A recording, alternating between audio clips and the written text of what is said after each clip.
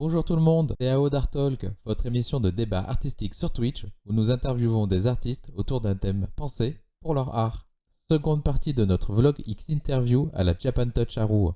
On a interviewé Seidono, Thomas Veil et le Studio Bon. Pour nous soutenir, pensez à vous abonner à notre chaîne YouTube et activer la petite cloche. Et si vous voulez nous suivre dans le moindre détail, @ArtTalkShow sur les réseaux. Toutes les informations seront en description. On vous souhaite une bonne vidéo et à très vite pour le troisième volet. Bisous. Écoute, merci beaucoup. Merci à toi. Écoute, c'est tout bon. Écoute, merci. Écoute, c'est tout bon. Écoute, c'est tout bon pour nous. Écoute, c'est tout bon pour nous. Écoute, c'est tout bon. Merci d'avoir accepté l'interview. J'espère que ça t'a plu.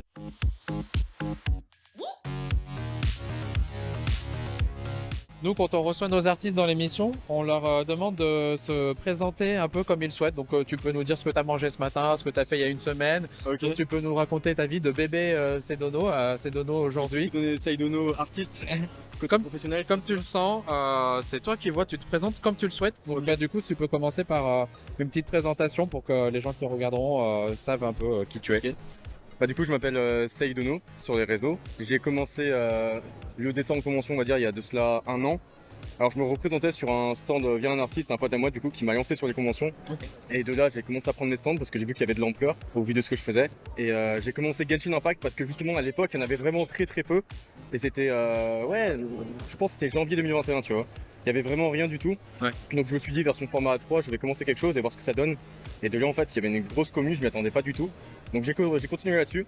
Et de là, en fait, j'essaie de proposer un concept plus que des dessins posters ou un style parce que c'est vraiment dur de se démarquer, en fait. La démarcation, quoi, le fait que les couleurs ça pop, ça flash.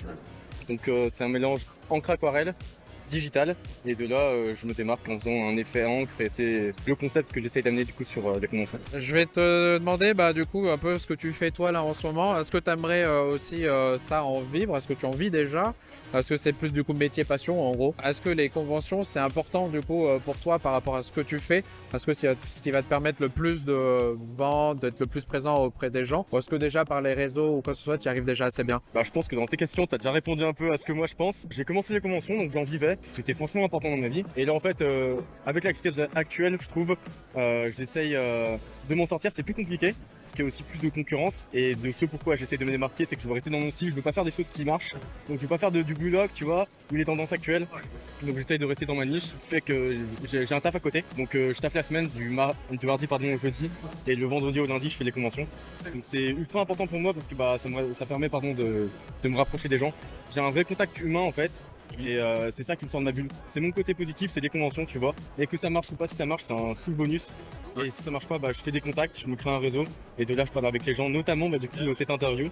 Et voilà. Est-ce que tu as un avis un petit peu, c'est la question sur l'IA du coup, qui émerge beaucoup en ce moment avec le fait qu'elle se base sur d'autres œuvres ou quoi que ce soit et qu'elle recrée quelque chose. Est-ce que toi ça te fait peur? Est-ce que c'est un outil pour t'aider des fois ou quoi que ce soit? Qu'est-ce que tu en penses grosso modo? Je t'avoue que je me suis pas vraiment posé la question. J'ai pas mal de retours artistes qui justement font du digital. Et c'est vrai que ça peut être inspiré par l'IA du coup, qui voleraient leur travail ou quoi. Mais je vois pas ça comme un ennemi, plus comme un outil. Je me dis qu'il faudrait qu'on apprenne à s'en servir parce que dans tous les cas ça va arriver. Dans tous les cas ça va se développer. Donc plutôt que de s'en faire un ennemi et d'être contre, je pense qu'il faudrait mieux bosser avec et essayer de trouver comment se démarquer avec une IA justement sans que ça vole le travail ou le fruit d'années d'expérience d'autres artistes. Pour pouvoir réussir, est-ce que c'est important d'avoir son propre univers ou il faut juste peut-être un style, même en reprenant justement des licences connues, ça suffit? Je vais parler en mon nom du coup vu que je fais pas d'OC. Je pense que dans tous les cas on peut réussir.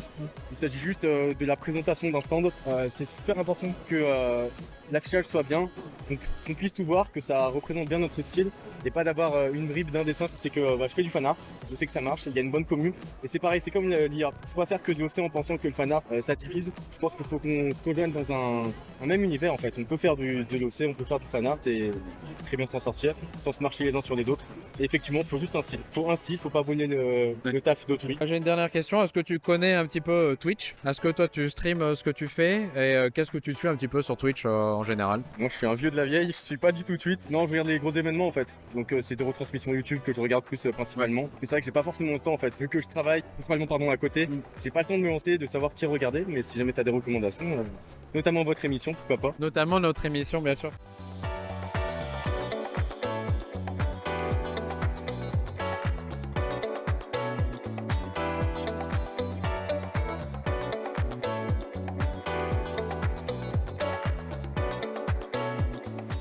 Écoute, nous on a fait le tour des questions. À la fin de notre émission, quand on invite les artistes, on leur fait un petit jeu normalement pour décompresser des 2 heures de débat. Là, on a prévu de faire un peu pareil, un truc de même pas une minute. Est-ce que t'es chaud là, vite fait? C'est très simple. Hein. J'ai des noms de films en québécois et il faut les retrouver en français. Souvent, c'est de la traduction brute de l'anglais au français. Hein. On va commencer simple. Histoire de jouer. Histoire de jouer, Game of Story, j'en sais rien. C'était Toy Story. Histoire de jouer.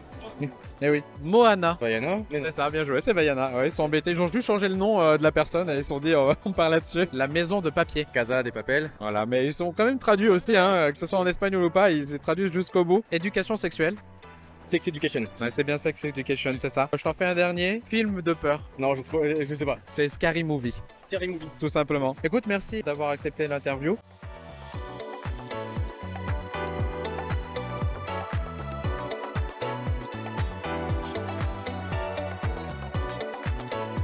Quel invité de l'émission détient le record de l'émission la plus longue? Alors c'est soit Johan, soit Baka, soit Paul. C'est un des trois. Je dirais Baka, je crois que c'est Baka. Ah bien joué, c'est ça. C'est bien, tu connais ton émission, Louis. Oui. J'ai une grosse question à te poser. Vas-y. Qu'est-ce qui fait l'art? L'artisanat.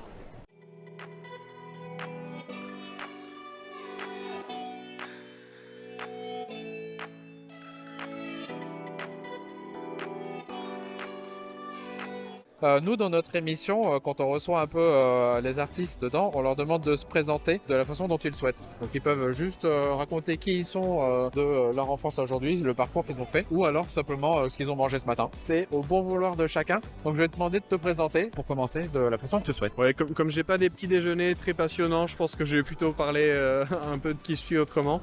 En l'occurrence, je m'appelle Thomas Veil, je suis auteur de fantasy et d'imaginaire et journaliste. Et mon parcours a été souvent guidé par l'écriture et la lecture, donc c'est pour ça que je suis devenu journaliste, puis aujourd'hui auteur et donc exposant à la Japan Touch. Très bien. Simple, clair, concis.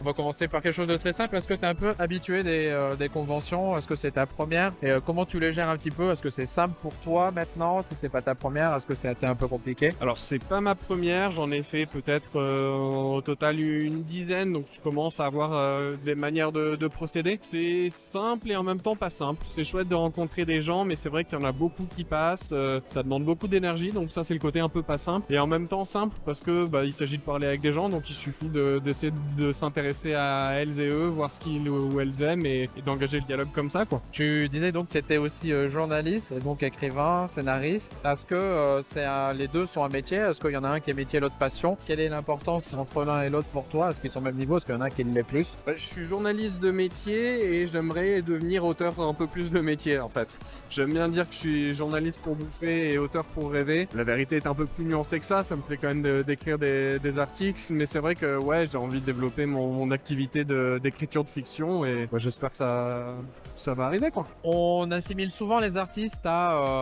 l'illustration, la musique ou quoi que ce soit, et souvent tout ce qui va être un peu écrivain, romancier, ça va être le métier d'écrivain ou quoi que ce soit. On va rarement vous présenter en tant qu'artiste, mais toi, est-ce que tu te sens artiste? C'est une question compliquée parce que quand quelqu'un se présente en tant qu'artiste, tout de suite les gens ont un regard sur lui ou sur elle qui est différent. J'aime à penser, en tout cas j'essaie d'avoir une vision artistique de mon écriture. C'est pas juste raconter des histoires, ce qui serait plus un artisanat. C'est essayer aussi de trouver les jolis mots, les manières de le formuler, qui soient à la fois accessibles et qui aient une certaine esthétique. Donc dans ce sens-là, j'essaye en tout cas de pratiquer un art. Je vais te poser une question qui est un peu à côté de ça. Toi, qu'est-ce que tu penses un peu du côté de scénariste dans le jeu vidéo? J'ai l'impression, alors c'est pas un milieu que je connais extrêmement bien, mais un petit peu, j'ai l'impression que c'est la partie scénaristique se développe de plus en plus en fait. Qu'avant c'était beaucoup les devs qui s'occupaient de l'histoire et que le gros de la production était plus sur les effets visuels, le gameplay, etc. Maintenant le narrative design se développe de plus en plus. Il y a des écoles qui forment à ça, il y a plein de gens justement qui sont venus du scénario, du cinéma, qui se mettent à bosser sur les jeux vidéo, donc je trouve que c'est assez exaltant, moi qui suis joueur, je trouve ça chouette parce que je trouve ça monte en qualité, quoi.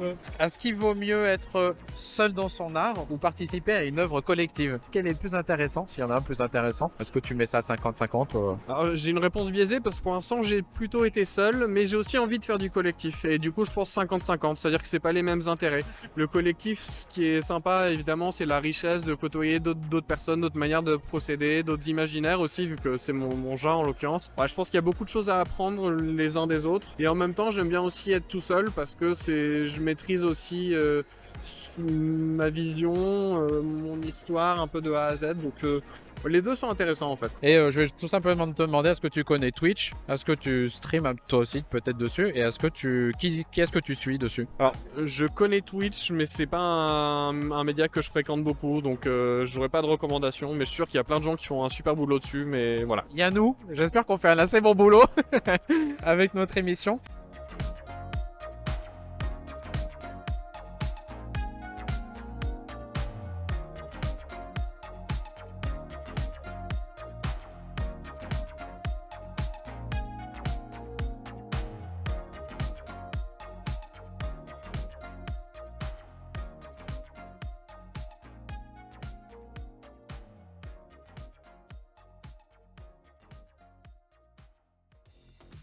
On est bon pour les questions. Nous, à la fin de notre émission, quand on termine, on fait un jeu pour décompresser les 2 heures de débat ou quoi que ce soit. Et là, on a prévu un mini-jeu de 1-2 minutes. Est-ce que tu es OK pour le faire, là, vite fait? Est-ce que tu connais le Burger Quiz?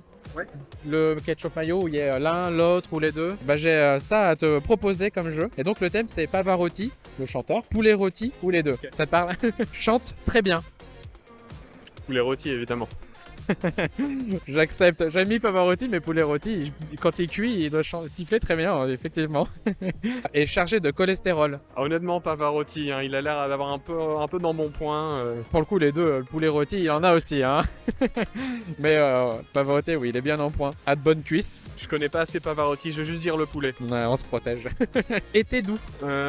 C'est compliqué. Il me semble que Pavarotti a de la barbe qui peut être douce. Ça dépend s'il en prend soin. Je veux dire les deux. Moi, j'ai mis les deux, hein, parce qu'un poulet, en général, c'est doux quand même, une poule, un poulet. Pavarotti, je doute que c'était quelqu'un de très doux aussi dans la vie, qu'il avait sûrement une barbe douce. Hein. Et enfin, aimer l'autre. À mon avis, le poulet rôti aime pas trop les autres parce qu'on a tendance à les bouffer. Donc Pavarotti surtout. Et oui, pour la petite anecdote, il faut savoir qu'il adorait cuisiner pour sa famille du poulet, justement. Donc voilà. Écoute, c'est tout bon pour l'interview, je te remercie.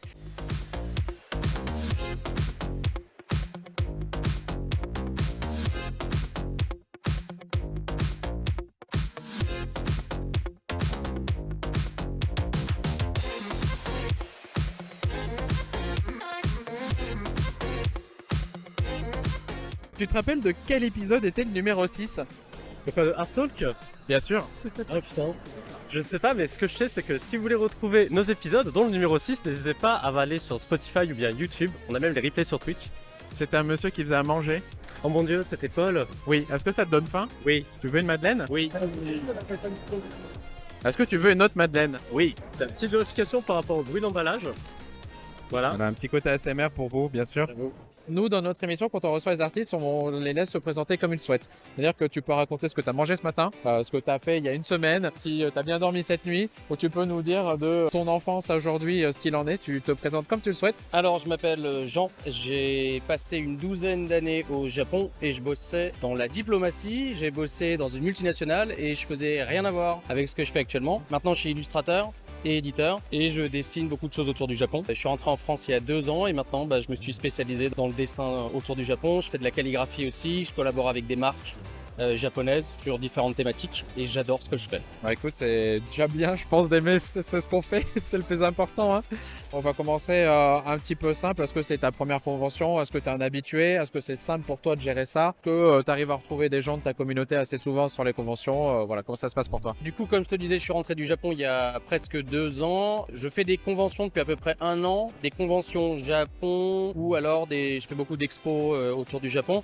Je retrouve parfois des gens de ma communauté, mais j'ai pas non plus une énorme communauté. Moi, c'est le Studio Bon, c'est le nom de mon entreprise, de ma marque. J'ai pas une énorme communauté, mais je retrouve beaucoup de gens qui aiment mon travail. Ça, c'est déjà une bonne chose. C'est pas forcément des fans de manga qui viennent m'acheter mon travail, c'est peut-être plus des gens un petit peu plus âgés ou les parents des jeunes qui aiment le manga. Que c'est difficile à organiser, oui et non.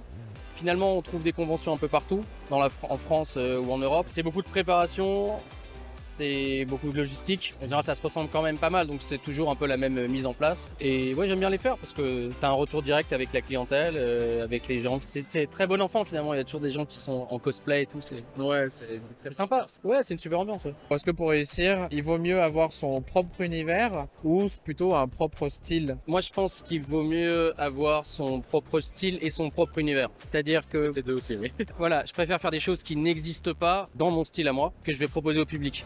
Dans mon cas, vu que j'ai passé une douzaine d'années au Japon, c'est beaucoup inspiré de ma vie. En fait, à la base, c'était pas du tout destiné à être vendu. Vu que je bossais comme interprète et dans une multinationale, on m'envoyait partout au Japon et je dessinais quand j'avais le temps. Mais je voulais pas vendre ces choses-là. Et donc finalement, c'est vraiment mon univers. C'est pas quelque chose que j'ai copié ou que j'ai pompé. Donc je pense que c'est mieux, dans mon cas, de faire quelque chose d'authentique que de m'inspirer d'autres choses. Est-ce que y a d'autres arts qui t'intéressent, que tu aimerais découvrir et te développer dedans, ou tu veux vraiment rester que là-dedans, l'illustration? Alors l'illustration, ouais, j'aime beaucoup. Maintenant, je fais un peu plus de calligraphie aussi, vu que je sais écrire le japonais et donc je commence à faire des choses un petit peu plus... Reprendre la calligraphie japonaise. En fait, reprendre la calligraphie japonaise, donc au pinceau, mais le faire peut-être dans un style un peu plus moderne. Avec des formes qu'on n'a pas l'habitude de voir et qui pourraient plaire, qui moi me plaisent et qui pourraient plaire au public aussi. Est-ce que tu préfères être seul dans ton art, ou est-ce que tu aimerais plutôt participer à des œuvres collectives? Bonne question. Je pense les deux en fait. Il y a des fois c'est bien d'être seul, de dessiner, de se concentrer sur quelque chose. Parfois c'est bien de collaborer avec d'autres personnes, de faire des choses à plusieurs. Je pense qu'il faut juste être complémentaire et pas collaborer avec quelqu'un qui fait la même chose parce que ça n'a pas vraiment d'intérêt. Voilà. J'essaie toujours de me renouveler comme je peux. Et dernière question, est-ce que tu connais un peu Twitch? Est-ce que tu streams peut-être ce que tu fais sur Twitch? Et sinon, qui ou quoi, qu'est-ce que tu suis un peu dessus? Ça peut être du jeu vidéo ou autre chose. Alors Twitch, ouais, je connais. Par contre, je ne stream pas. Je ne suis personne sur Twitch. J'utilise très rarement Twitch pour la simple et bonne raison que j'ai beaucoup de choses à faire et que j'ai pas le temps. J'aimerais bien en faire plus, mais j'ai pas le temps. Si je fais du Twitch, si je stream, j'ai pas le temps de créer. Et finalement, je préfère créer. Mais après, si quelqu'un voulait le faire pour moi, avec grand plaisir. Il y a des concepts très très cool sur Twitch, notamment au niveau de l'art. C'est vrai que ça demande toujours du temps de se poser, d'aller voir ou quoi que ce soit. Mais il y a plein de trucs cool. Notamment notre émission, j'espère qu'elle est assez cool pour les gens qui nous regardent, hein. Par exemple.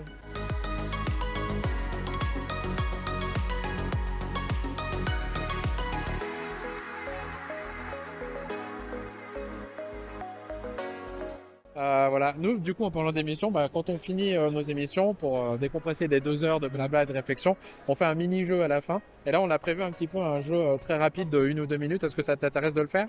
Alors j'ai des noms de films québécois et il faut les retrouver en français. Ça te va? Film, série ou animation, je préciserai à chaque fois. On commence assez simple, les bagnoles. Cars. Bien joué. Hein. La grande évasion. La Grande Évasion, c'est une série. La Grande Évasion, c'est une série. C'est récent? Ça date de quand? Déjà presque 10 ans à peu près, ouais, ça a 10 ans. C'est Prison Break. Les Incroyables. C'est les. Alors, The Incredibles. Je sais pas comment c'est en français. C'est. Je sais même pas comment c'est. Tu les as, c'est les Indestructibles. Ouais, mais tu les avais, hein, donc on te compte le point. Danse lascive. C'est un film. Ah oui, d'accord, ok. C'est bon, je l'ai. C'est avec Patrick Swayze. Oui. C'est Dirty Dancing. Oui, c'est ça, bien joué. Je t'en ferai un dernier, il est pas facile. Marche ou crève. C'est un film. Ouais, c'est un film. C'est un western. Un bel indice, c'est avec Bruce Willis. C'est Die Hard. Ouais, bien joué, c'est ça. Eh ben écoute, c'est tout bon pour nous. Merci d'avoir accepté l'interview, d'avoir fait le petit jeu. Oui.